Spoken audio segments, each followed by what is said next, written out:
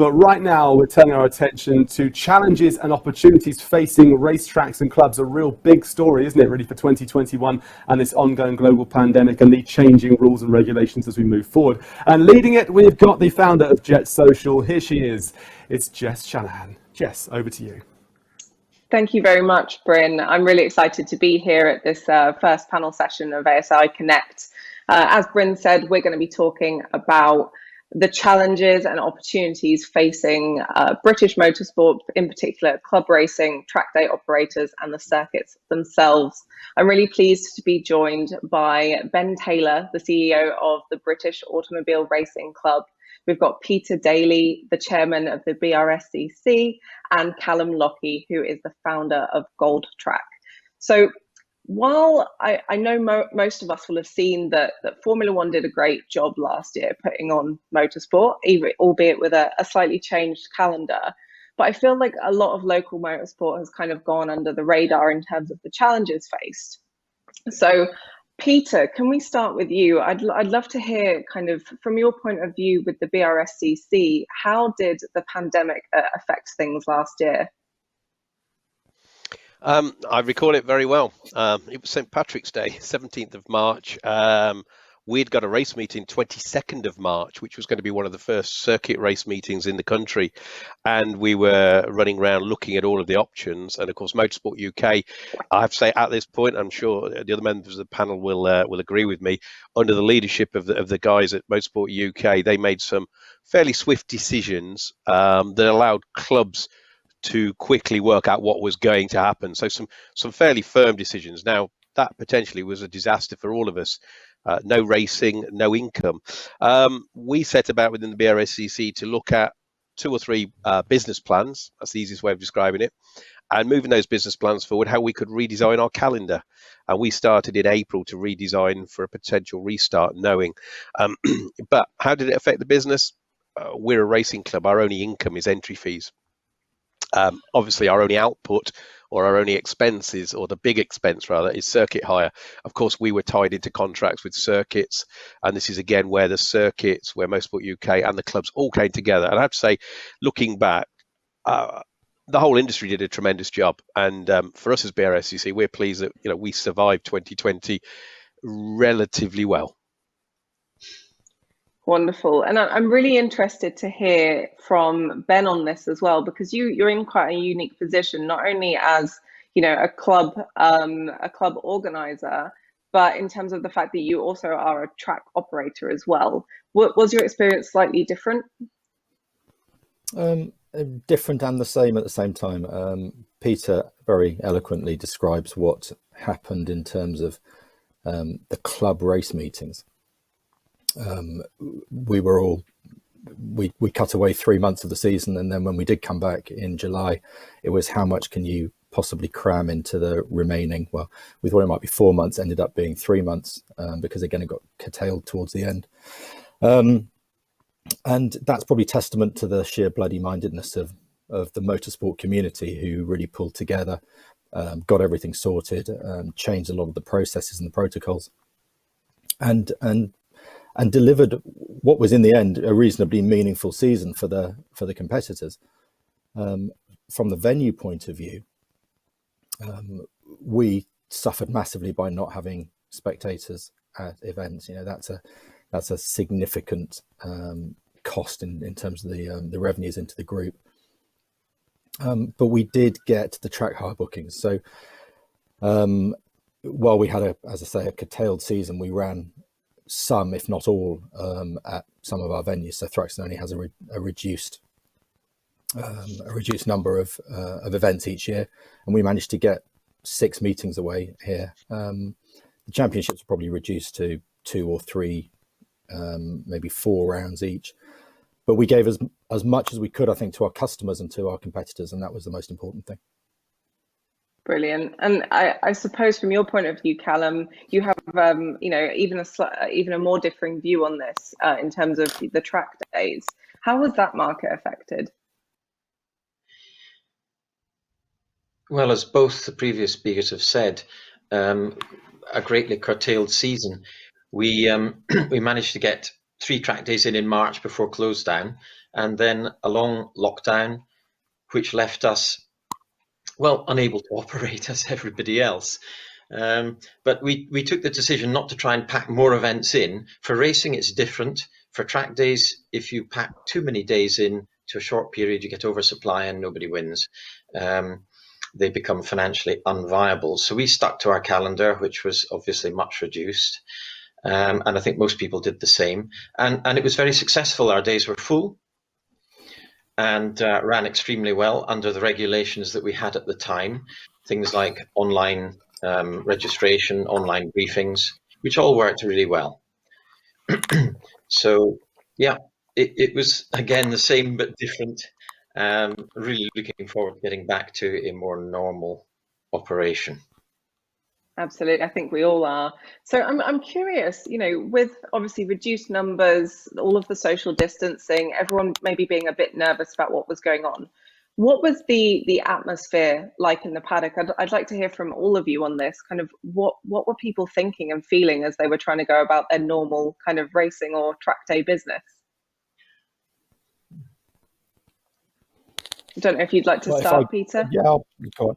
Oh, okay, I'll have a go. I think that people in the paddock were just delighted to be able to do something. I think we'd all been locked down for 3 months and everyone was just delighted to get back to doing what it was they wanted to do. And while they embraced and understood the restrictions that were in place to enable it to happen, it was a bit of a shame that obviously people missed out on the camaraderie and stuff that didn't obviously materialize, because it's not just at the club level, and it's not just about the sport. It's not just about doing the racing.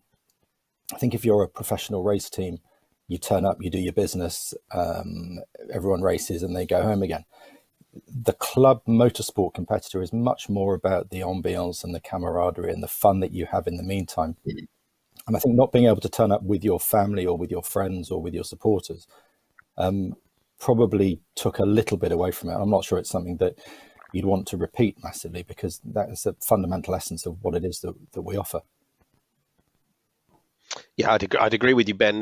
There were differences between the elite sport end, GTs, touring cars, etc., and the club racing. And the club racing, the paddocks were thinner because there weren't as many families there. There weren't as many, business associates that help fund club sport at that level. There were some advantages, of course. People didn't have to get out of bed at 7 o'clock on a Saturday morning in the rain and push their car all the way to scrutineering. You know, these are customers paying a lot of money to go racing, and you look at that and why was that never changed previously? But several things have happened which I think are for the benefit. We've moved a lot more electronic now, so we don't have to now photocopy hundreds of pages of results. You can go online, it's very instant. So that was great on that part. And as Ben said, the paddock atmosphere changed. Some of the preparation for some of the international events, I'm involved with British GT.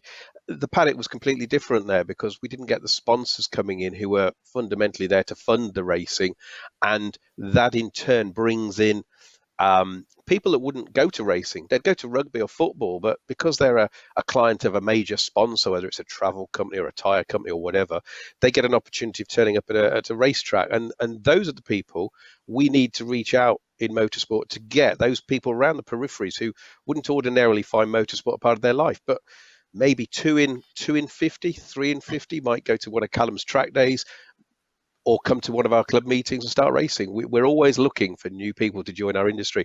And I think we missed out we missed out with that last year by having a lot of things behind closed doors. Let's hope that changes this year. Yeah, absolutely. And what about you, Calum? What is the atmosphere like, amongst your track day folks? Yeah, I would echo what Peter and Ben have said. A bit of an under siege atmosphere, which of course we were from the virus. A lot of people not coming because they weren't allowed to. So individuals coming with their cars rather than bringing their families, and standing at a distance, keeping social distancing affects everything. And it was an interesting point that Peter made about we're constantly looking to bring new people in, and missing several months of last year definitely had some sort of an effect. However, as I said before, great optimism. Things are looking good. People are really, I think, awakening after a long hibernation and really getting going again and wanting to get out there and play.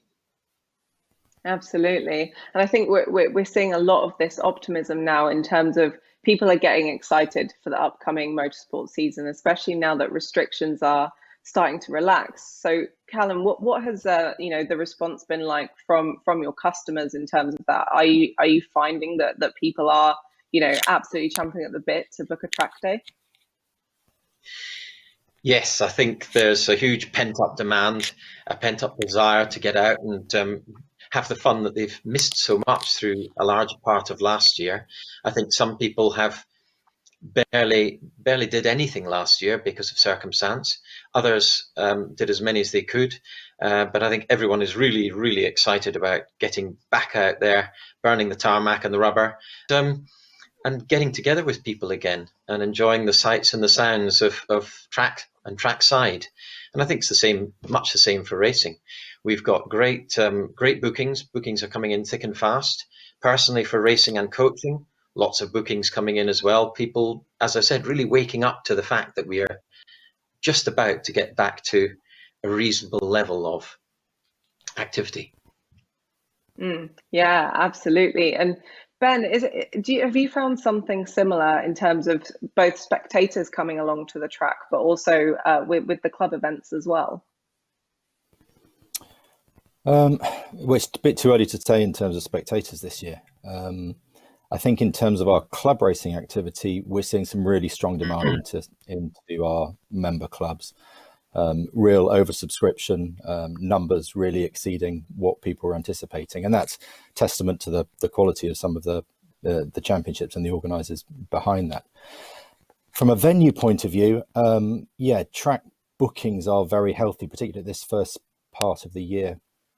The testing market, as people need to get that mileage clocked up to open up again for the season. But I think we should be mindful that we tend to dominate our conversations with talk about England. The devolved administrations are having a very different experience up in Scotland and also in Wales and Northern Ireland. Everyone's running to different regulations, and we don't have a track in Scotland, but we do have one in Wales at Pembrey. And we really suffered last year by Wales effectively being shut for business.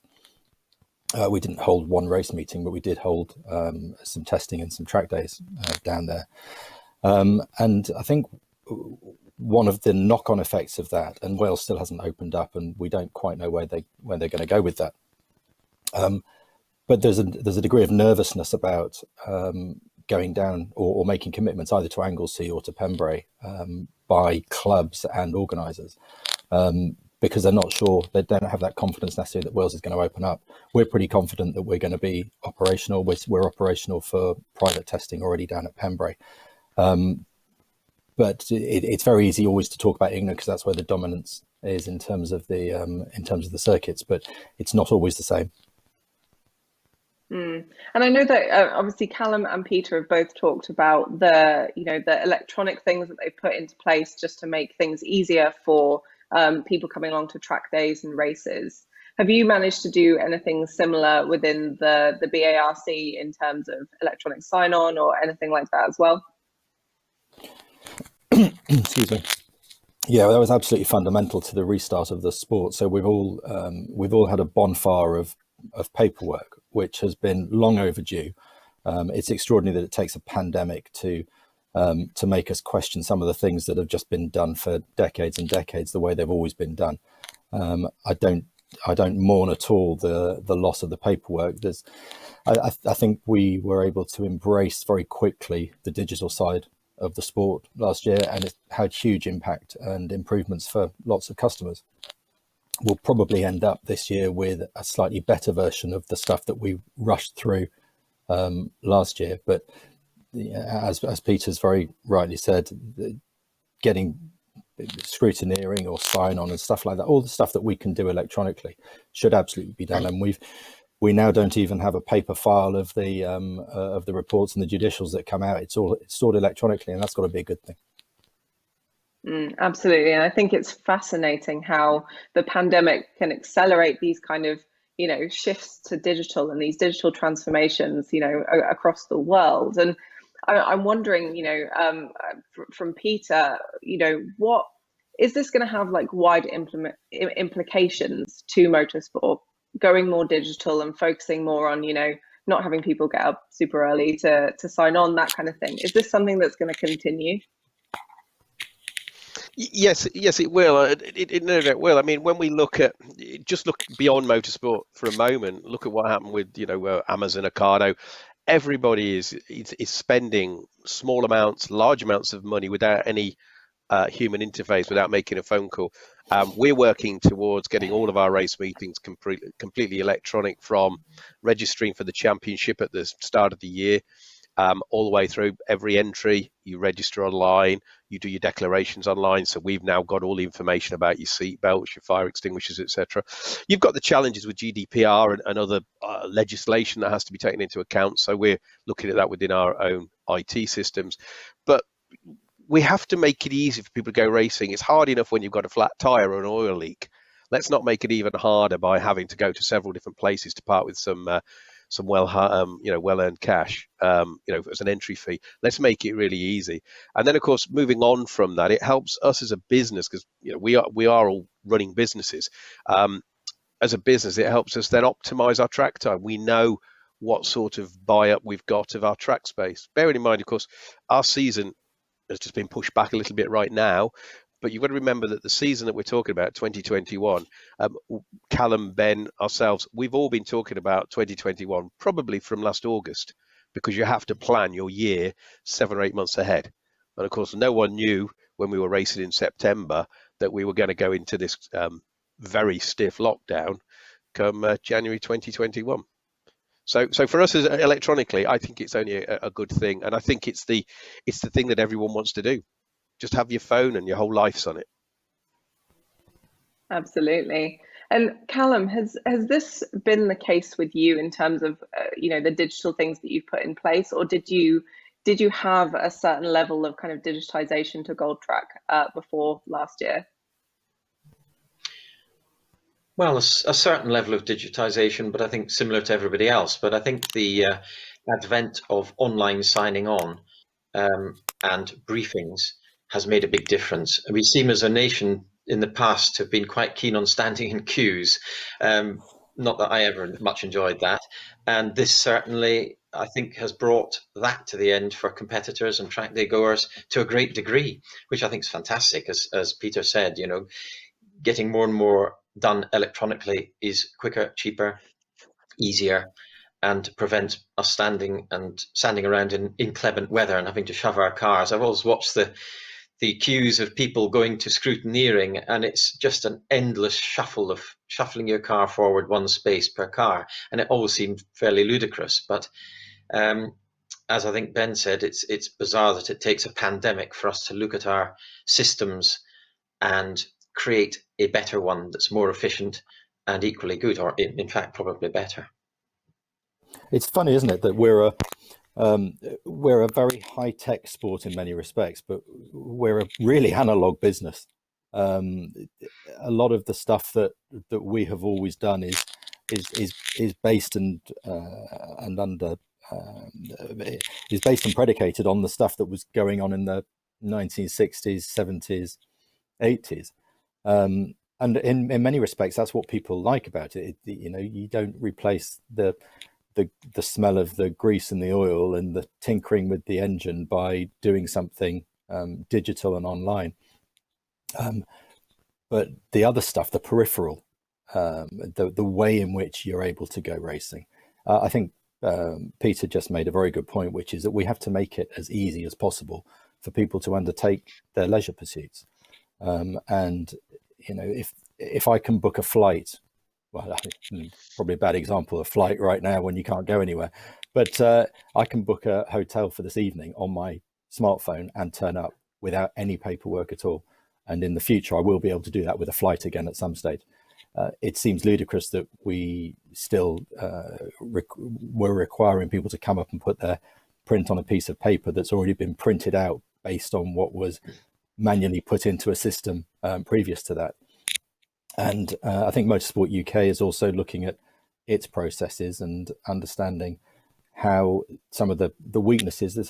There were some weaknesses last year in terms of scrutineering, leaving the opportunity for people to get away with stuff that they shouldn't be doing, and maybe we'll find a better balance this year to make sure that there's a reassurance for the competitors that people aren't getting away with it just because there is a more lighter touch scrutineering. But nonetheless, everything going in a more efficient and a more digitized way has got to be good around the side of it. Yeah, I think Ben, really one of the things. Sorry, go ahead, Peter. Yeah, one of the things with things like scrutineering is that we've got the pre-event scrutineering, which we wanted to have very light touches to, which is all about safety, and it's all about giving responsibility back to drivers and to team owners and competitors. And then of course we do need post-race scrutineering, park firming conditions, make sure that there aren't the odd people bending the rules and pushing away with it. And another part you've got to remember with motorsport, we go back years and years and years. We've relied massively on volunteers. We rely really heavily on volunteers. And of course, if you run a business where your workforce is relatively low cost, very important to us, but relatively low cost, there's never been a drive. If you're running a commercial business, you always drive for more efficiency. You always drive for better reporting and better workflows. And of course, that's what last year did for us, because we couldn't bring in lots and lots of volunteers and we needed to have less and less touch points physically where people were coming together. That's what drove the electronic era. Moving forward, of course, that electronic era will hopefully only improve, but it will also help with our volunteer workforce that we so heavily rely on, as a lot of our marshals are getting older, but we need to give them other opportunities within the sport. And of course, I'm going to sound a bit old now, but the new generation of people, they're not used to filing systems. They're used to click and collect and ticking tabs. And so when we start looking at the administration side of motorsport, we're going to run out of resources soon who actually know all about that. Yeah, I think this is all really, really interesting. It kind of brings me on to something that I want to talk to you all about what this means for the future of motorsport. But I just want to say that we're going to go to questions from the audience in a few minutes. So if anyone does have any questions for our panelists, please post them in the chat and we will get to them at the end. But so Calum, let's start with you, looking to the future. Do you think track days will evolve in any kind of meaningful way, or continue this kind of digital transformation over the next 5 or 10 years? I think certainly stick with the digital situation. I think it's really good. A lot of our clients, both track day and racing, are very busy individuals. We're all busy. Modern life is incredibly hectic and busy. So anything that saves time, I think is valuable from that point of view. The track day industry is very much in a symbiotic relationship with the circuits. We can't operate without the circuits, and the circuits derive a lot of income from track day operators. So I'm not sure how we can evolve much from what we are doing. Certainly, there's always a slow evolvement of any business. But I think that the biggest problem for track day operators is circuit access, always has been. Major circuits like Silverstone, Donington, Brands are incredibly busy. The intense pressure on dates means it's hard to get them, but a lot of people want to go to those venues because they're famous. So yeah, maybe we will look at a greater number of venues and build up the business there, which would be great for not only for us but and also for those circuits. Personally, I love Thruxton. It's a phenomenal track, and it has noise issues like all circuits do. But we are very keen to do more at Thruxton. It's a fantastic venue, fantastic circuit, really fast, quite old school. I mean that in a good way. Not too sanitized like some of the more modern circuits, circuits running international stuff like Formula One. They have to comply to a whole load of regulations, which inevitably mean vast areas of concrete and tarmac, which possibly spoil the look of things and the challenge to some degree.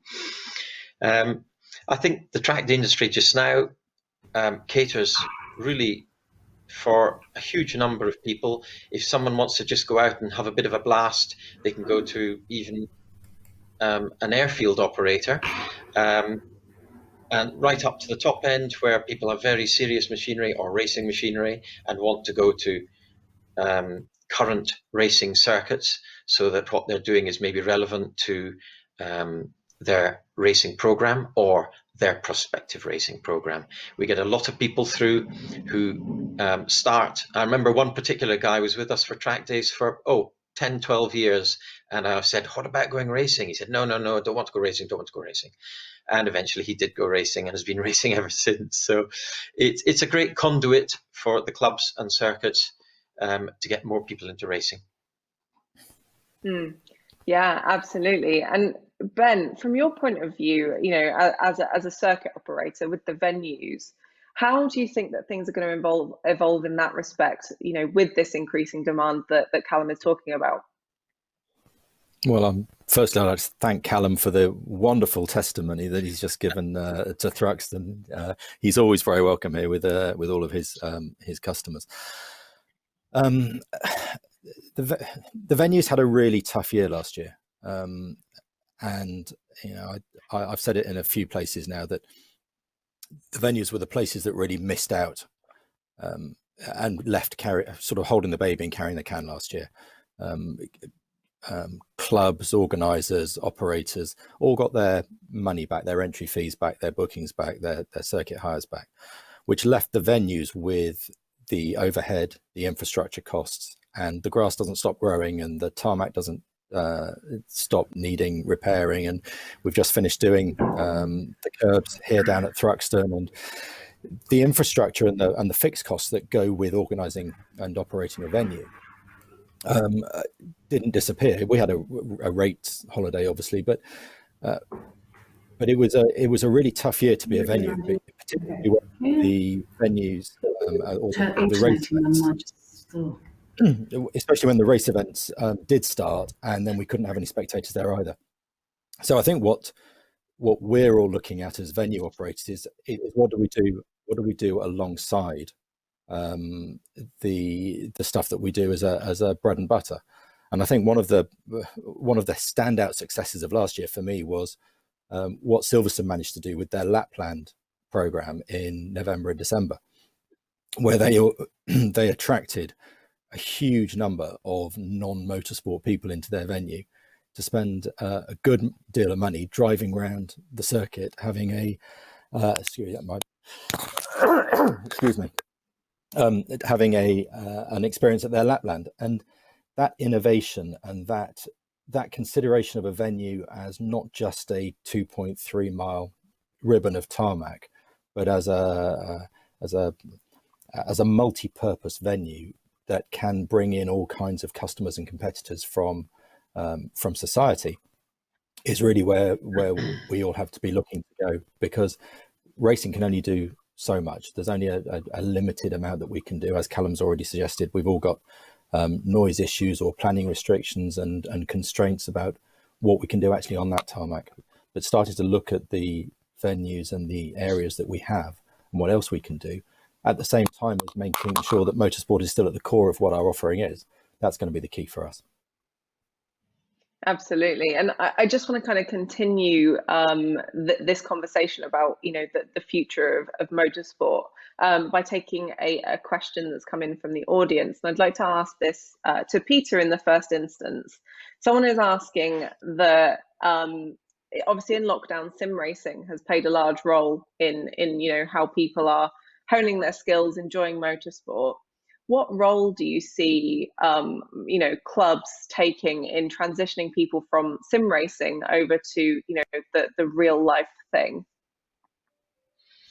I think it's very important. I think people that are involved with sim racing, whether whoever they are, that enjoy that sport at very, very professional levels now. And I use the word professional not in a financial, but in the skill sets that they've got.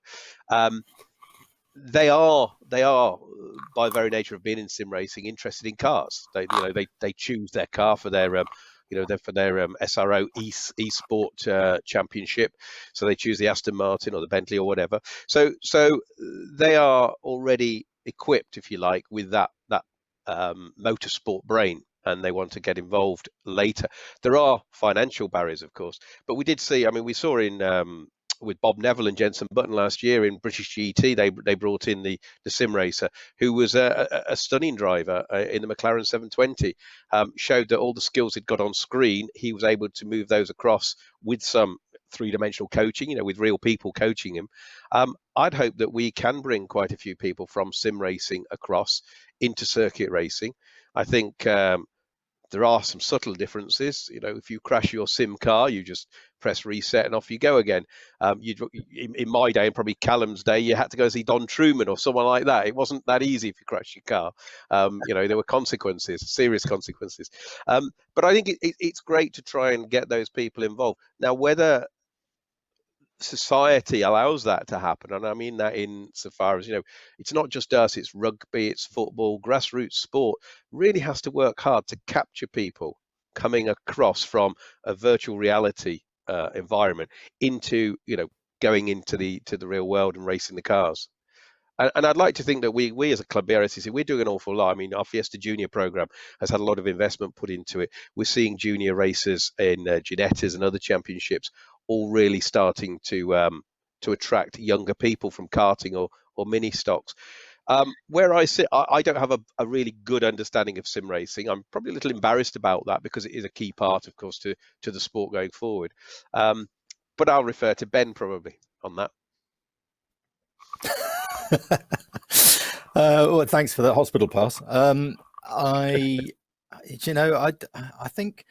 think one of the challenges that we've got is in terms of converting people is that I know a lot of people that play a lot of games, and I know a lot of people that go racing, and I wouldn't necessarily say that the cross section is overwhelming.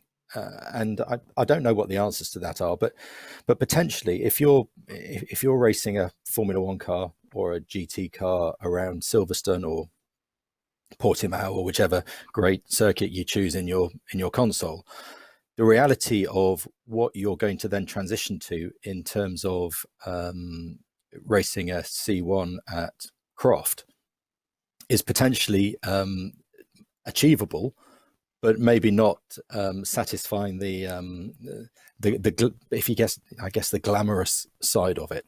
There is what I would like to see is that that grassroots motorsport, which is such great fun and such low cost and so self-funded, whether it's in the like Peter's referred to their junior program, we've got our junior saloon car championship for youngsters, but it's also not just targeting those youngsters from the age of 14. It's actually getting people to understand that if they enjoy cars and they can get a few £1,000s together, actually there are opportunities in proper organized circuit racing or hill climbing or sprints that bring them in to have a really good time and some really good fun. But the car's not going to be shiny and worth £500,000 and surrounded by celebrity endorsements. But nonetheless, it's absolutely great fun. And once you come down and have that experience, then you'll be back again the following week. Absolutely. And I know this is something. Go ahead, Peter. I was just going to say, and I think that's where working with people like Calum on track days is very important, because you don't have to have a £100,000 Porsche to enjoy a track day, do you, Calum? You can just go out and get a really a nice car, make sure the brakes and tyres are right, and people like Calum and his team look after you for the day. Quite right, yeah. It's not so much the car you have, it's to do with the attitude you have towards your fellow track day goers. And having a nice day and learning. I do a lot of coaching on track days using a VBox system. Going back to sim, I totally get it. Fantastic. A lot of people derive a huge amount of benefit from it. It's not for me personally. It doesn't work very well for me. I'm in my 33rd season of racing, and I can't find any substitute that gives me the same thrill. So what I find really, really interesting about this kind of transition to sim racing is that, as you've all just said, it's very much a case of people are excited about motorsport, but they're not actually sure what the reality is. And I think that, you know, track days and club motorsport play such an important role in this. And as I said, I'm sure we could talk about this all day, and maybe it's a conversation for another time. But I'm aware that we've only got a couple of minutes left, so I just want to get to one more question really, really quickly. So one person is saying that when they've been to a circuit, all of the different circuits operate in a different way. So they're wondering, is there a way that all of these processes can match up so there's kind of some similarity that would maybe make it easier for track day organisers in particular with sign-on, etc. And I just want to direct this to Calum. You know, from your point of view as a track day organiser, do you see a really distinct difference in how each circuit operates? Yes, certainly. Part of it, I am quite sure, is to do with local restrictions, enforcing different operating modes. You know, as Thruxton has a different noise issue from Silverstone and Donington and so on. And some circuits are very, very relaxed about it because they don't have situations imposed upon them. So I've always thought that to be able to align things would be brilliant, but I don't think it's certainly not completely possible. It may be a little bit more possible than it is now. The track day organisers, Association of Track Day Organisers, wrote a code of conduct, and it's very much mirrored by the Amerco one. It's pretty well the same, and that was to try and get some sort of standardization of operation on the majority of rules and regs, like overtaking on the left only or having a rule. So yes, Calum, I'm just be going good to to do, stop but you there. Okay. Thank you so much, everyone, for joining us, and thank you to Calum, Peter, and Ben for joining us. If you want to continue this conversation, I'm sure our panelists here will stick around. But for now, I will pass back to Bryn. Thank you, everyone. Thank you very much there to Jess and the panel. Really good chat, isn't it? It's also quite nice to see what goes on in people's houses. Peter Daly has got the best trophy display I think I've ever seen in my entire life.